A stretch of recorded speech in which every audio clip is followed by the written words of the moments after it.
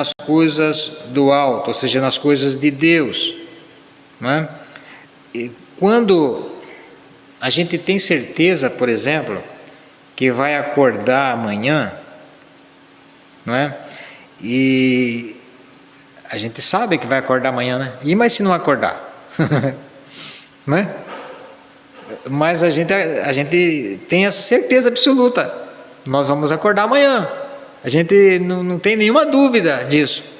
E quando não existe nenhuma dúvida, essa preocupação foge da nossa cabeça. Os outros problemas fogem.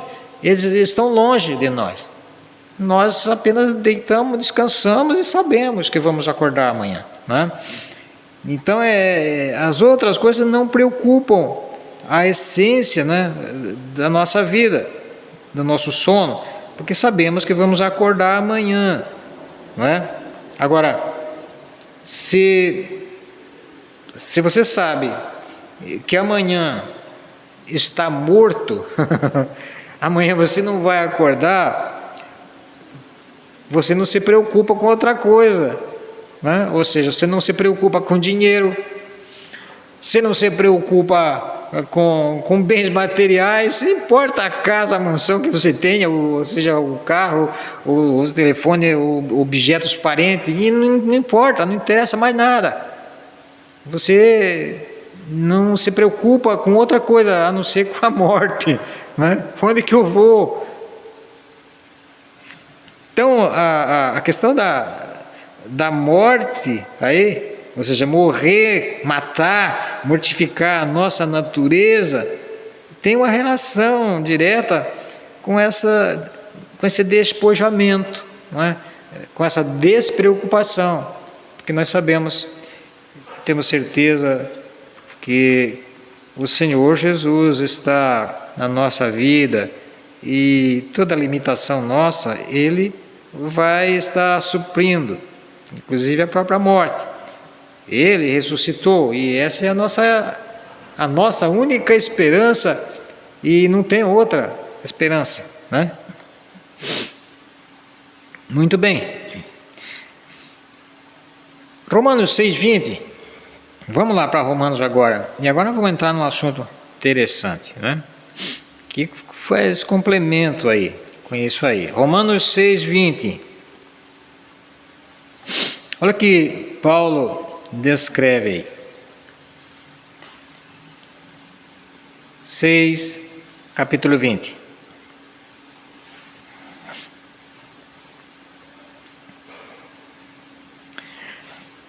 Ele diz assim: porque quando éreis escravos do pecado, estáveis e isento em relação à justiça. Ou seja, éreis, quando vocês estavam escravos do pecado, vocês estavam isentos, vocês estavam livres em relação à justiça de Deus. Ou seja, o que é escravidão aqui, né? A gente olha o escravo, né, às vezes de uma maneira que ele está apenas servindo o Senhor, né, e em algum momento ele tem liberdade. O escravo que Paulo está dizendo aqui, escravo do pecado, é aquele que está preso dentro de um sistema pecaminoso.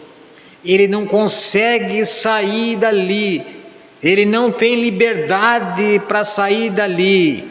Então essa questão de liberdade que as pessoas dizem, não é? Eu tenho liberdade para fazer isso, para fazer aquilo, eu tenho liberdade para buscar a Deus a hora que eu quero, não é bem assim. Quem fala isso não entendeu ainda que está preso no pecado. Às vezes ele pode estar até na religião, na igreja, mas se ele estiver preso nesse sistema que é a natureza pecaminosa, a qual todos nós caímos lá atrás, se ele está preso, ele não consegue ter liberdade para buscar Cristo. Ele não conhece Cristo. ele está livre em relação à justiça. O que significa isso aí? Não que ele esteja inocente, não é isso que Paulo quer dizer, não é? Estava livre em relação à justiça porque ele não consegue, na verdade, ser libertado do pecado. Por isso ele não pode ver o outro lado. Jesus vai falar isso lá para Nicodemo: você não pode ver o reino de Deus. Você não pode entrar no reino de Deus, porque você está escravo num sistema que é a natureza humana, pecadora. Você está livre, ou seja, livre a ponto de estar separado, não é, da justiça de Deus.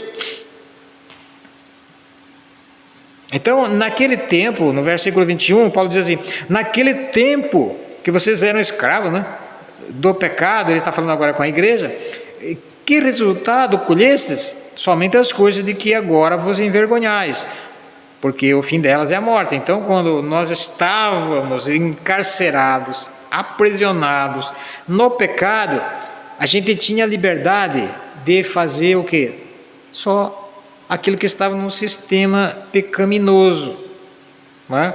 Por mais que a gente pensasse que estava bem, mas a gente estava preso no pecado, não tinha liberdade, não é? E eu estava vendo, não é, uma instrução a respeito disso, que fala a respeito da liberdade da vontade, né?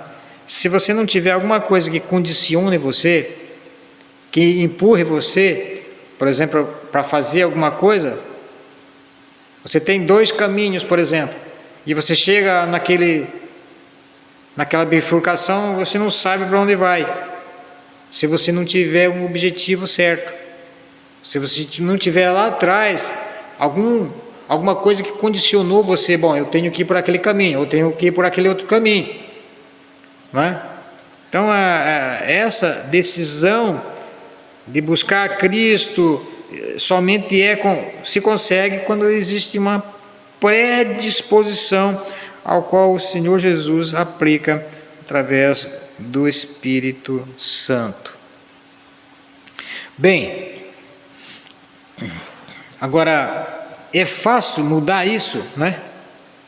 É fácil, por exemplo, morrer para o pecado e ressuscitar em Cristo? Eu penso da seguinte maneira: é um milagre isso, é um milagre, é o Espírito Santo que faz isso, tá? A gente ora por pessoas para que elas sejam quebrantadas, para que os olhos espirituais delas se abram e elas reconheçam o seu estado de pecado. A gente ora por isso, e a gente ora para que o Espírito Santo venha e abra a cabeça delas. Mas não é simples, é um milagre que acontece na pessoa. E então eu faço uma relação, por exemplo, com uma pessoa que torce para um time de futebol, tá? Eu nunca vi até hoje uma pessoa mudar, por exemplo, de torcer de um time para o outro. Já viu isso? Não tem, né?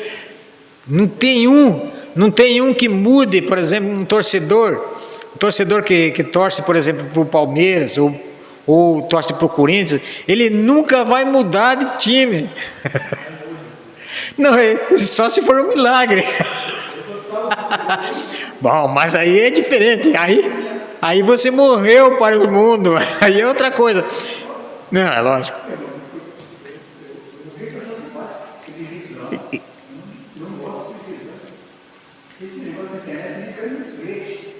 Então, mas você no caso... Sim, mas você no caso já foi transformado, você já nasceu de novo, você já está num outro sistema. Estou dando um exemplo daquela pessoa que está escravo no sistema. Ele por ele só, ele não consegue mudar, não é? Ele não consegue, a não ser se Deus... Exatamente.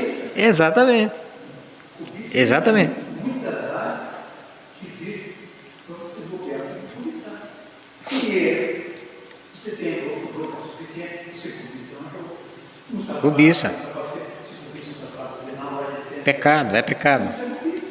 Às vezes você precisa, né? Precisa comprar e tal, mas cobiçar, você já tem. Eu quero cobiçar, aí é quero aquilo, de qualquer jeito. E tem que ter aquilo, aí é cobiça.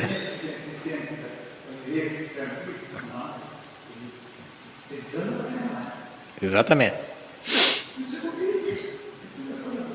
É verdade. Agora vamos lá. Vamos para a parte final aí. Vamos ler aqui alguns textos que falam a respeito exatamente da mortificação dessa natureza carnal, mortificação da carne. Salmo 34, verso 18. Salmo 34, versículo 18, diz assim: perto, todos acharam? Salmo 34, 18. Perto está o Senhor dos que têm o coração quebrantado e salva os de espírito oprimido. Perto está o Senhor daqueles que têm o coração quebrantado. Então, a gente começa a entender que a mortificação da natureza humana acontece quando a pessoa começa a ser quebrantado, começa a ficar aflito de alguma maneira, né? Pode ser por alguma enfermidade, pode ser por algum problema que não consegue resolver, enfim, pode ser o próprio Espírito Santo tocando na alma da pessoa a respeito do futuro, não é? Do porvir, o que vem depois da morte, não é? João Batista, por exemplo, disse isso, né, para os fariseus, não é? Quem vos insinuou, né, a fugir da ira futura? Ou seja, os fariseus sabiam que tinham um futuro e eles queriam, de alguma maneira, lógico, a salvação, né? Só que eles estavam ainda presos nesse sistema que nós acabamos de falar aí, que é o sistema religioso, cheio de cerimônias, né? Que impedia e fazia com que eles achassem que eles tinham justiça própria.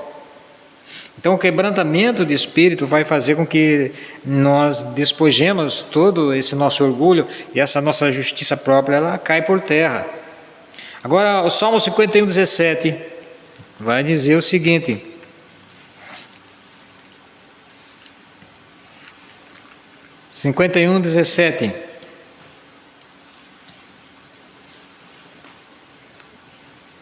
sacrifícios agradáveis a Deus são o espírito quebrantado, coração compungido e contrito, não o desprezarás, ó Deus. Olha aí outra observação do salmista Davi. Sacrifícios agradáveis, ele fala de sacrifício, né? Sacrifício, que sacrifício? Que adianta estar matando animais, fazendo matança de animais, se o orgulho continua, se a viúva continua ficando desprezada, o órfão não tem auxílio, e se eles continuam ainda tomando posse inclusive dessas coisas, inclusive de propriedades, né?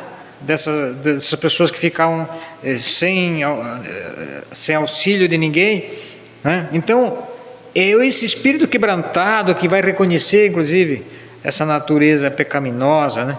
Coração compungido, o arrependimento é o que Deus então vai assistir. Provérbios 3, 34, vamos ler só alguns textos aqui para a gente encerrar. Provérbios 3,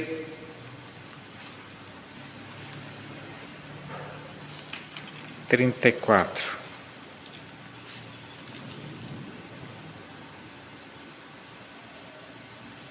Certamente ele escarnece dos escarnecedores, mas dá graça aos humildes, Ele favorece aos humildes.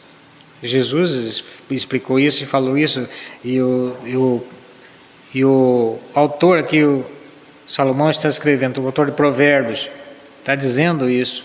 Ele dá graça, ele favorece, ele acha graça, ele dá o seu favor, né? Ele protege, ele cuida dos humildes, que é o mesmo que tem um coração contrito, né? E aí Jesus vai dizer lá em Mateus 5:3, para a gente encerrar, vai confirmar isso, né? As palavras dos profetas aí, no Sermão do Monte. Mateus 5, versículo 3. Bem-aventurados os humildes de espírito, porque deles é o reino dos céus. Então, se não existir esse quebrantamento, essa contrição, para que a gente morra espiritualmente, ou mortifique essa nossa natureza carnal, pecaminosa, cheia de orgulho, de preconceitos, de superstições, de avareza, idolatria, enfim. Se a gente não mortificar isso, jamais nós seremos servos de Cristo, como Paulo vai escrever, né, em todas as cartas dele, que é separado para Cristo, servo de que Paulo, o servo de Cristo. Judas vai escrever, Judas, servo do Senhor, e enfim, Pedro também vai dizer a mesma coisa. Esse servo que ele está dizendo não é porque ele está servindo apenas, mas porque ele é escravo agora de Cristo, está preso em Cristo, está livre da morte e do pecado. Essa é a nossa meditação dessa noite. Vamos continuar então pensando nisso, né? Porque o mundo nos tenta seduzir, mas aqueles que estão já separados e são servos de Cristo, eles não voltam mais para essa natureza pecaminosa, estão sempre, pelo contrário, mortificando a natureza carnal. Vamos orar e vamos encerrar. Senhor, mais uma vez, ó Pai, nós agradecemos por nós podermos abrir a Tua Palavra. E todo momento, Senhor, que nós abrimos a Tua Palavra, nós vemos, presenciamos e recebemos de Ti, Senhor, exortações maravilhosas, recebemos de Ti o consolo, o conforto, a alegria, Senhor, de saber que a nossa natureza pecaminosa já não nos escraviza mais. Nós fomos libertos, aqueles que receberam o Senhor, aqueles que se arrependeram dos seus pecados.